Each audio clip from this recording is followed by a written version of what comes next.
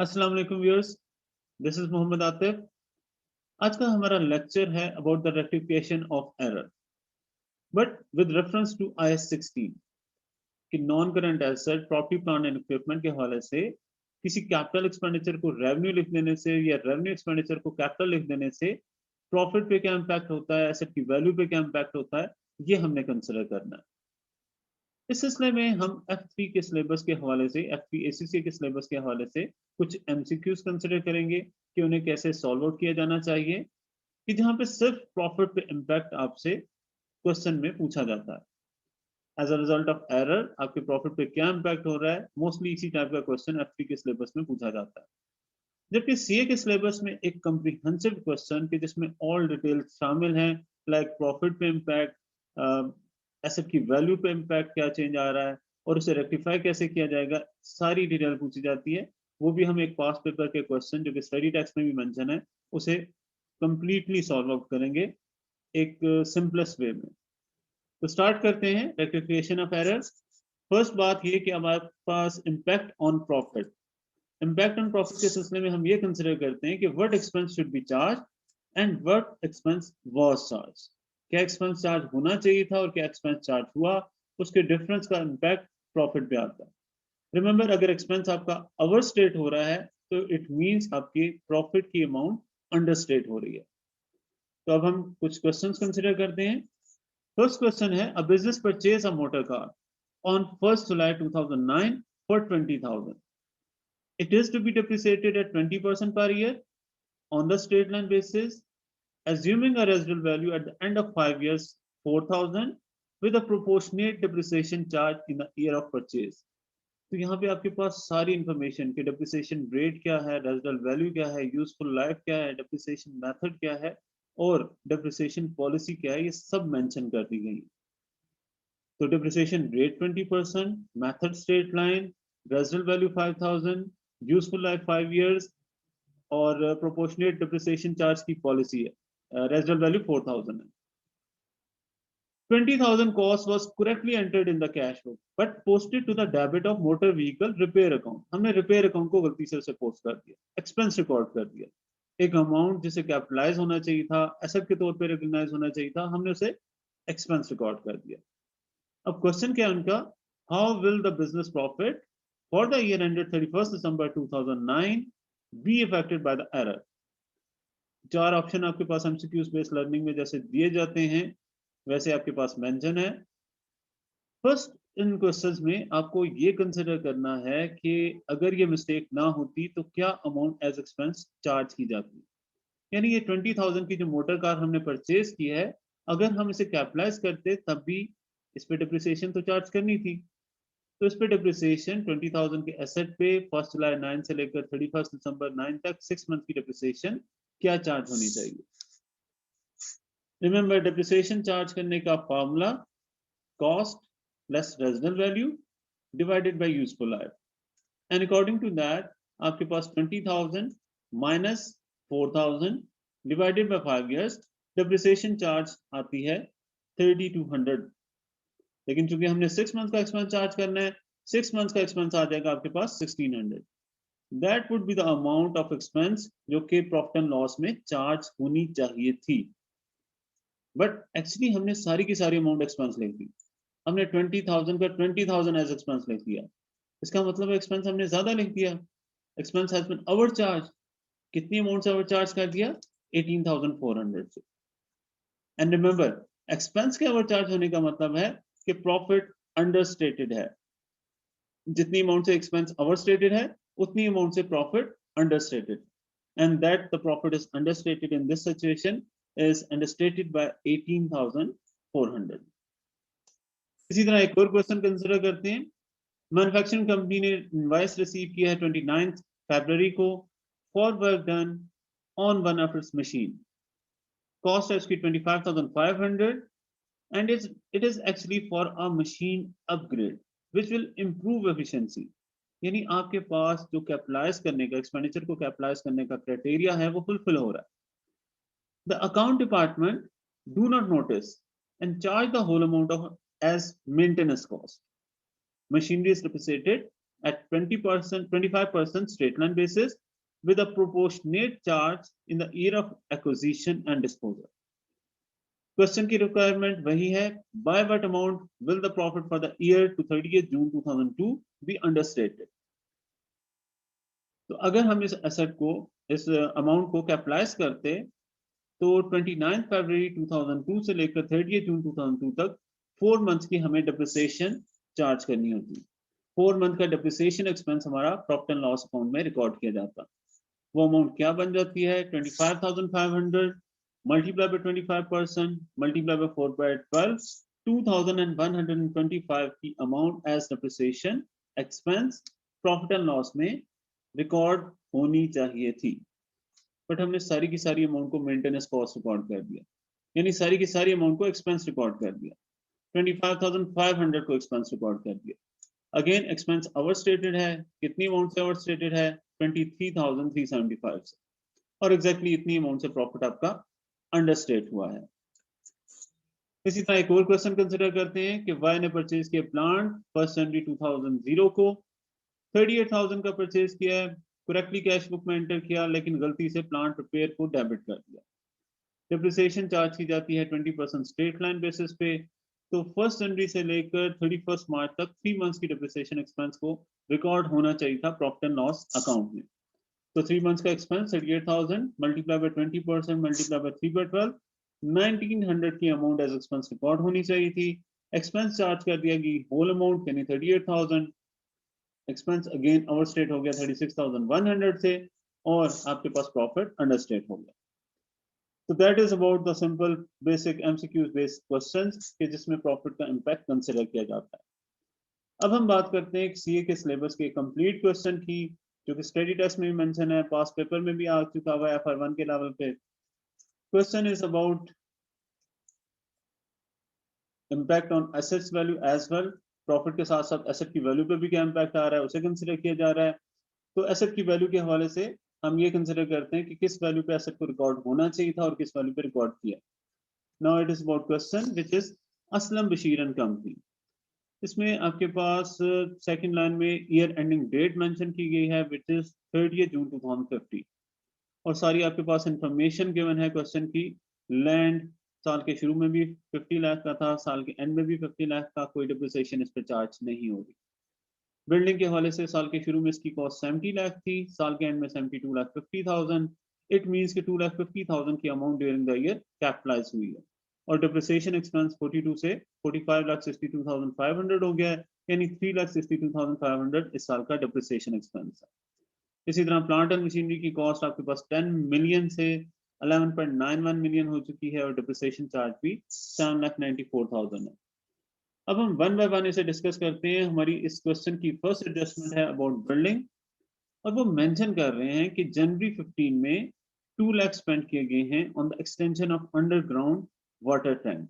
क्योंकि हम एक्सटेंशन कर रहे हैं, एक्सटेंशन करने का मतलब है कि ये जो कैपिटलाइजेशन का क्राइटेरिया ये फुलफिल हो रहा है, तो ये 2 लाख की अमाउंट तो कैपिटलाइज होनी चाहिए थी।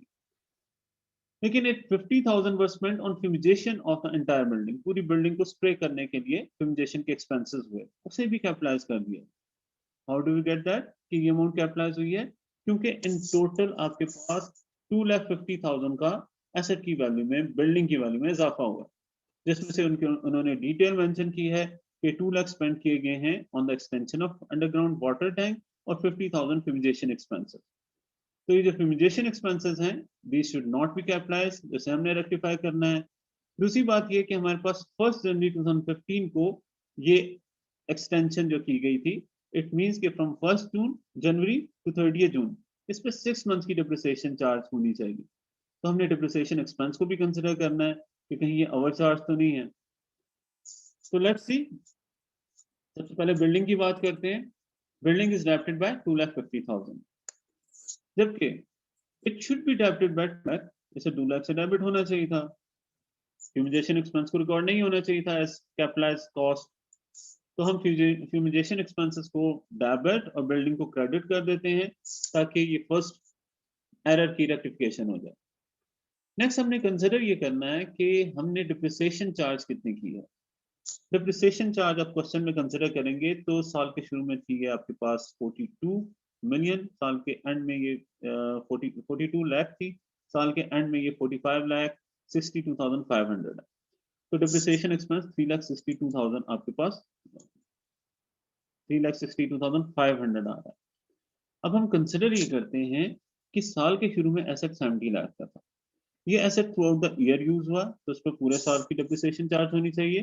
तो 70 लाख के एसेट पे 20 ईयर की यूजफुल लाइफ के हिसाब से पूरे साल की डिप्रिसिएशन बनती है 3,50,000। देन हमने एडिशन किया, एक्सटेंशन जो की वो थी 1 जनवरी को हुई, और 1 जनवरी को अगर एक्सटेंशन हो रही है तो 1 जनवरी से लेकर 30 जून तक उस पर 6 मंथ की डिप्रिसिएशन चार्ज होनी चाहिए, जो कि आपके पास कैलकुलेशन करके आ जाती है 5,000। इस तरह जो एक्सपेंस एज डिप्रिसिएशन चार्ज होना चाहिए वो आ गया 3,55,000। आपने रिकॉर्ड किया था 3,62,500 इन द क्वेश्चन, तो 7,500 से डिप्रिसिएशन एक्सपेंस ओवर चार्ज है। इसे रेक्टिफाई करने के लिए एंट्री पास कर दी जाएगी accumulated depreciation debit or depreciation expense credit with the amount of 7,500, right? This would be the entry passed to rectify the overcharge depreciation. अब हम बात करते हैं about कि हमारे पास सेकेंड एडजस्टमेंट क्या गिवन है।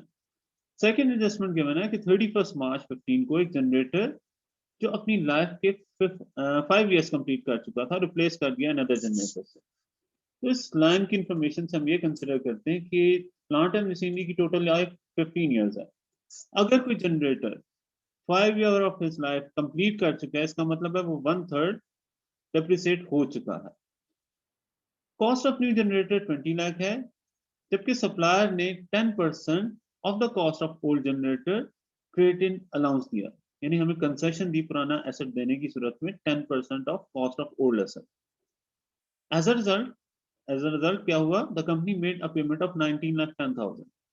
तो अगर आप 20 लाख के एसेट के लिए 19,10,000 की पेमेंट कर रहे हैं, इसका मतलब है कि 90,000 आपको कंसेशन मिल रही है, और ये 90,000 ओल्ड जनरेटर की कॉस्ट का 10% है।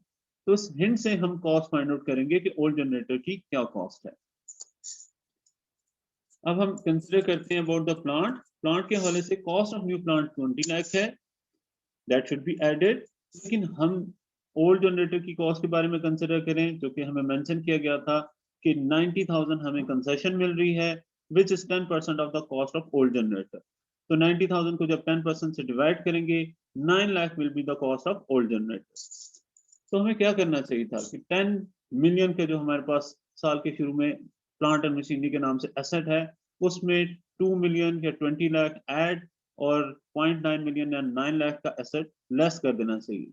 जो एडिशन हुआ है वो ऐड, जो डिस्पोज ऑफ किया वो 9 लेस। इस तरह हमारे पास एसेट जो क्लोजिंग वैल्यू आनी चाहिए थी वो थी 11.1 million, but as per question है 11.91 मिलियन। तो यहाँ पे एसेट ओवर स्टेट हो रहा है बाय 8,10,000। तो हमने इसकी डिटेल कंसिडर करनी है कि कैसे हमारे पास ये ओवर स्टेट हो रहा है।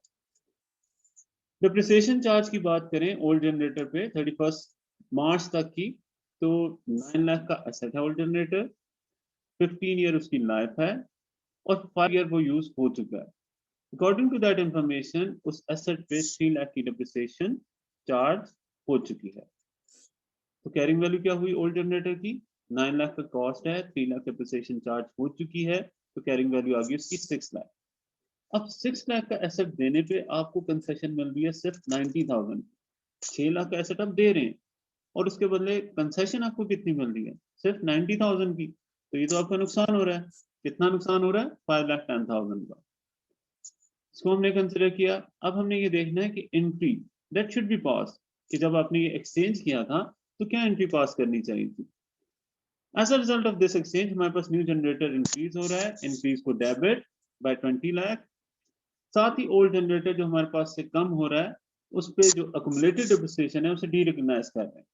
अकुमुलेटेड डिप्रिसिएशन को जब डी रिकॉग्नाइज करते हैं, एलिमिनेट करते हैं, रिमूव करते हैं, तो उसे डेबिट रिकॉर्ड किया जाता है। तो 3 लाख की डिप्रिसिएशन ओल्ड जनरेटर पे चार्ज हो चुकी थी, वो रिमूव कर रहे हैं by debiting that. And then हम लॉस अभी प्रीवियसली कैलकुलेट कर चुके हैं, 5,10,000 का लॉस हमारे पास रिकॉग्नाइज होना चाहिए।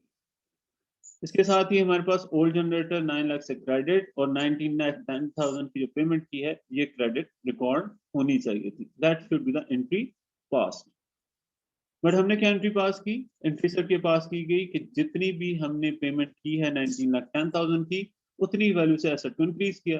रिमेंबर, आपके पास एसेट की वैल्यू साल के शुरू में 10 मिलियन और साल के एंड में 11.91 मिलियन थी। तो हमने सिर्फ जो नया एसेट जिसके लिए हमने कैश में पेमेंट की थी वही कैपिटलाइज किया था, पुराने एसेट को डी रिकॉग्नाइज भी नहीं किया गया था। तो हमारे पास रेक्टिफाइंग एंट्री में न्यू जनरेटर जैसे 20 लाख से डेबिट होना चाहिए था, हमने 19,10,000 से डेबिट किया, मजीद 90,000 से उसे डेबिट कर देंगे।